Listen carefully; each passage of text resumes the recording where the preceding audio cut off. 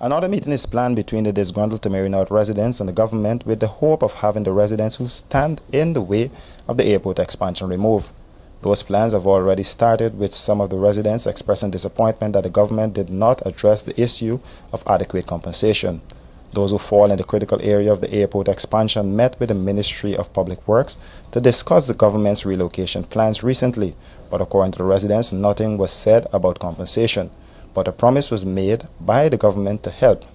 Lands were offered at Yarra Farm, Providence, and Coverdale.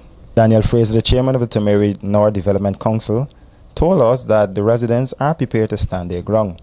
If they want us to move, give us Pradoville. Give us Pradoville and let them come here.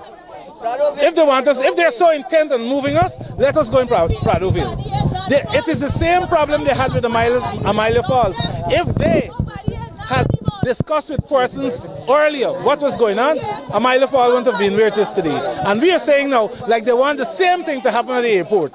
We are prepared to stand our ground and to stand for our rights. Ben said the expansion is too important to fail despite funding for the project not being approved by Parliament.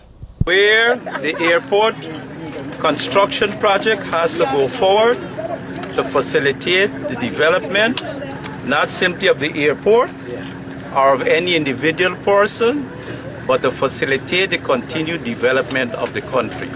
Who is financing it? The airport development. The airport development is not simply an issue which relates to the airport in itself.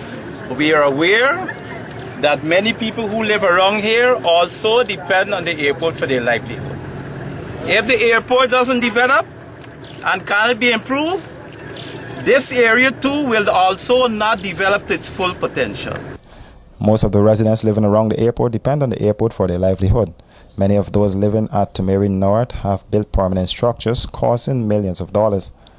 They said they were told by a former housing minister that the land would have been regularized, hence their substantial investment. Reporting for Capital News, Royce and Drakes.